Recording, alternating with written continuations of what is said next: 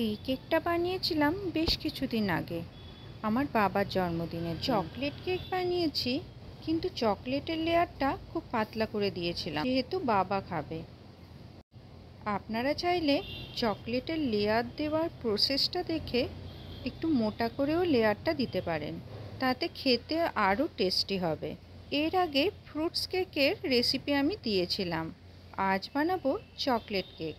চলুন তাহলে এবার রেসিপির দিকে এগোনো যাক। একটা ডিম ফাটিয়ে একটা পাত্রের মধ্যে আমি নিয়ে নিলাম। এই ফাটানো ডিমের মধ্যে ছোট 1 কাপ লিকুইড দুধ দিয়ে দিতে হবে। ওই কাপেরই 1 কাপ চিনিও দিয়ে দিলাম। সব কিছু একসাথে ভালো করে মিশিয়ে নিতে হবে। মিশিয়ে নেওয়ার পর পাত্রটা একপাশে সরিয়ে রেখে দিলাম। কিছুক্ষণ ওইভাবে রেস্টিংয়ে রেখে দিতে হবে যাতে চিনি দুধের মধ্যে গুলে যায়। আজ কেকটা আমি আটা দিয়ে বানাবো, তাই মাঝারি সাইজের কাপের 2 কাপ আমি আটা নিয়ে নিলাম একটা পাত্রে। তার সাথে 10 টাকা দামের একটা গুঁড়ো দুধ মিশিয়ে নিলাম। কেকটাকে আরও টেস্টি করার জন্যই এই ছোট 1 প্যাকেট গুঁড়ো দুধ মিশিয়ে নিলাম। এরপর দিতে হবে খুব সামান্য পরিমাণ খাবার সোডা আর 1 চামচ বেকিং পাউডার। চামচের সাহায্যে এই সব কিছু একসাথে আটার সাথে ভালো করে মিশিয়ে নিতে হবে। এবার ওই রেস্টিংয়ে রাখা দুধ চিনির মিশ্রণের মধ্যে ছোট কাপের 1/3 পরিমাণ সাদা তেল মিশিয়ে নেব। ছোট একটা চামচের 1 চামচ ভ্যানিলা এসেন্স দিয়ে দিতে হবে। এই ভ্যানিলা এসেন্স ব্যবহারের ফলে কেকের মধ্যে ডিমের আষ্টে গন্ধ পাওয়া যায় না। তাছাড়া এর উপকারিতা হলো সুন্দর একটা স্মেল আসে। এবার দুধের সাথে তেল ভালো করে ফেটিয়ে নিতে হবে যাতে তেল ভেসে না থাকে। সুন্দর স্মুথ একটা দুধ আর তেলের লিকুইড তৈরি হয়। একটা বাটিতে আটার মিশ্রণ আর অন্য একটা পাত্রে দুধের মিশ্রণ একেবারে রেডি হয়ে গেছে। এবার অন্য একটা পাত্র নেব, যার মধ্যে অল্প অল্প করে আটার মিশ্রণটা দেব আর ওই দুধের মিশ্রণটা দেব, আর নেড়ে চেড়ে মিশাতে থাকবো। তবে দুটো মিশ্রণ একসাথে দেওয়া যাবে না, এইভাবে অল্প অল্প করে দিয়ে মিশিয়ে নিতে হবে। এক্ষেত্রে মিশ্রণটা যদি বেশি থিকি হয়ে যায়, মানে বেশি ভারী হয়ে যায় মিশ্রণটা, তাহলে আর একটু লিকুইড দুধ অ্যাড করতে পারেন। নবপর্ণার রান্নাঘরে সবাইকে স্বাগত। আপনারা কে কেমন আছেন? আশা করি সবাই ভালো আছেন, আর আমিও বেশ ভালো আছি। রেসিপিটি দেখার পর আমার প্রোফাইলটিকে ফলো করতে ভুলবেন না।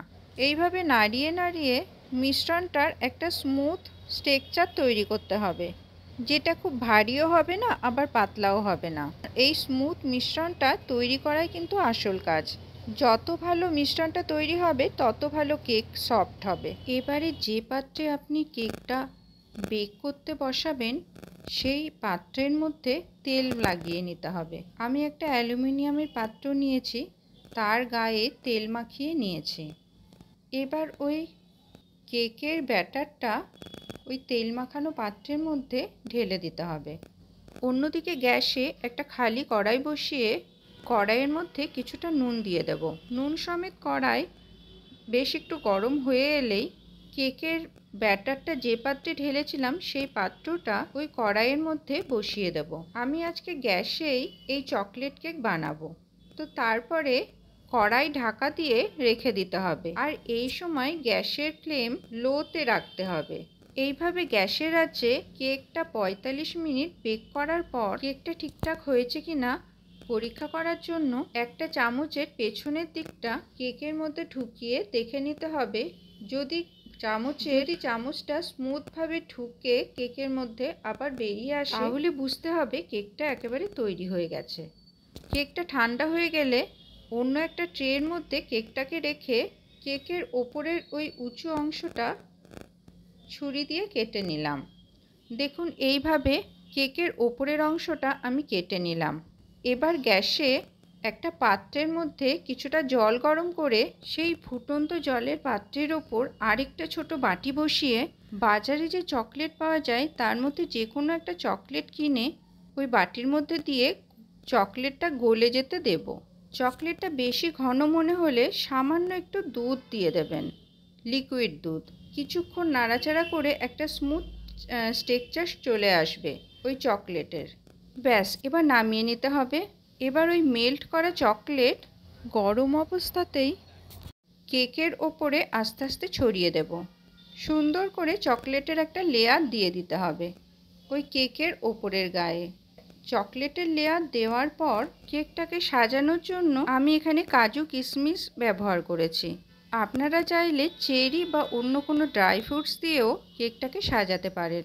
এভাবে বাড়িতেই তৈরি করে নিতে পারেন ইয়াম্মি চকলেট কেক।